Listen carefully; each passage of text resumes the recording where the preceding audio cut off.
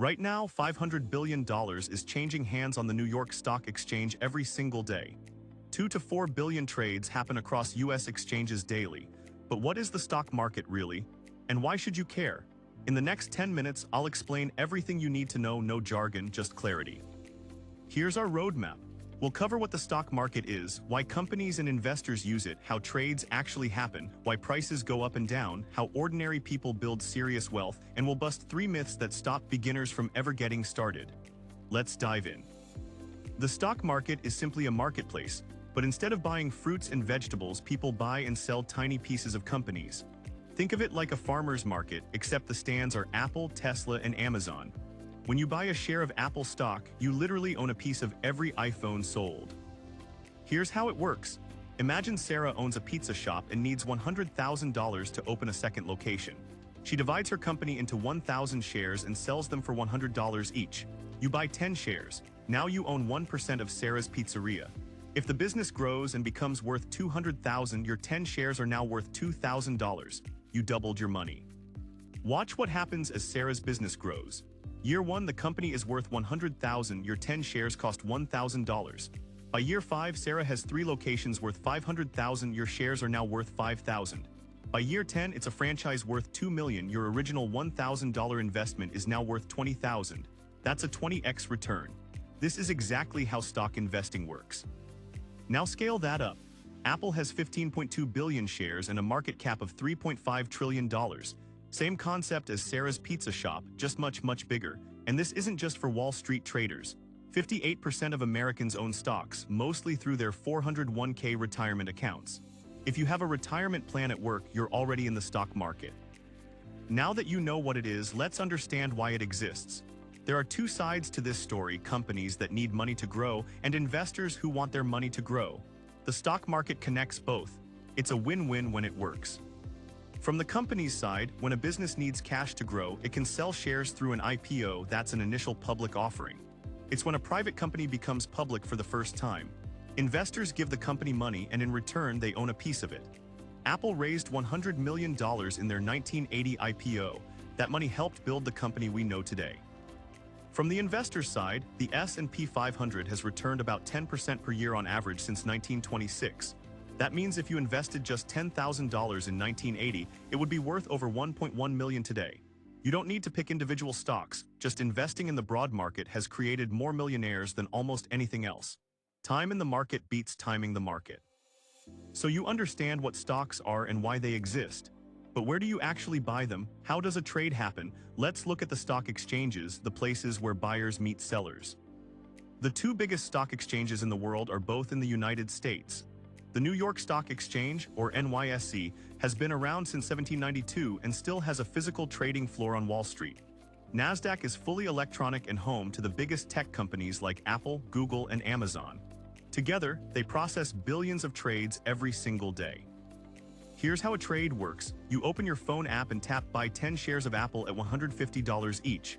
The exchange instantly matches you with someone who wants to sell at that price. The whole thing happens in milliseconds. You now own 10 shares. The seller gets your $1,500. It's that simple. No handshake needed. So we know what stocks are, why they exist, and how to buy them. But why do stock prices go up and down every day? It's the same force that determines concert ticket prices, supply, and demand. When Apple reports record-breaking profits, everyone wants to buy the stock. More buyers than sellers means the price goes up, just like concert tickets when a show sells out. When bad news hits, a product recall, missed targets, a recession, everyone sells. More sellers than buyers means the price drops. It's that simple. 5 things move stock prices. Company earnings, did they make more or less money than expected? News, headlines, and even tweets can move stocks instantly. Interest rates, when the Federal Reserve raises rates, stocks often drop. The economy, jobs, GDP, inflation all matter. And emotions, fear and greed drive most short-term moves. Long-term though, it's all about earnings. 2 terms you'll hear constantly. A bull market means prices are rising 20% or more. Think of a bull charging forward with horns up. A bear market means prices are falling 20% or more, a bear swiping down. Here's the key fact: bull markets last an average of 5+ years, while bear markets average about 1 year. The market goes up far more than it goes down. Here's what nobody tells beginners: the market will crash. It drops about 30% every 7 to 10 years. During COVID, it fell 34% in just 23 days. That's absolutely terrifying. But here's the other half of the truth: it recovered in 5 months and went on to hit all-time highs. Every single crash in history has been followed by a recovery. Every single one. The biggest mistake beginners make during a crash is panic selling. They sell at the bottom and lock in their losses. The patient investor holds through the storm and recovers everything plus more.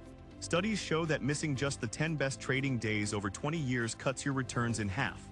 The lesson: time in the market always beats trying to time the market. Here's the perspective most beginners don't have. A 5% dip happens about 3 times per year, totally routine. A 10% correction happens roughly once a year. A 20% bear market about every 3 to 4 years, and a 30% plus crash every 7 to 10 years. These aren't bugs, they're features of the system. Knowing this in advance prevents you from panicking. Before we wrap up, let's bust 3 myths that stop 42% of Americans from ever investing. These beliefs sound reasonable, but they're completely wrong. If you've believed any of these, you're not alone, but it's time to let them go. Myth number 1: the stock market is like gambling. In gambling, the odds are against you. It's random chance and the house always wins. Investing is the opposite. You own real businesses that create real products, hire real people, and generate real profits. Over any 20-year period in history, the S&P 500 has never lost money. That's not gambling, that's ownership. Myth 2: you need thousands of dollars to start. Wrong. Fractional shares let you invest as little as $1. You can own a tiny piece of Apple or Amazon for pocket change. Myth 3: if the stock drops, you lose money. Not unless you sell. A paper loss only becomes a real loss when you hit that sell button. If you hold through the dip, you haven't lost anything. Ready to start? 3 simple steps. Step 1: open a brokerage account on your phone. Fidelity, Schwab, or Robinhood takes 5 minutes. Step 2: start with as little as $1 using fractional shares. Step 3: buy an index fund like the S&P 500. It instantly gives you a piece of 500 top companies. You're diversified from day one. Let's recap what you learned. The stock market is a marketplace for buying and selling pieces of companies. Companies use it to raise money, investors use it to build wealth. The S&P 500 has averaged about 10% per year since 1926. Crashes happen, but every single one has recovered. And you can start investing today with just $1. Your future self will thank you. If this video helped you understand the stock market, smash that like button, subscribe for more, and share it with someone who needs to see this. New videos every week, don't miss out.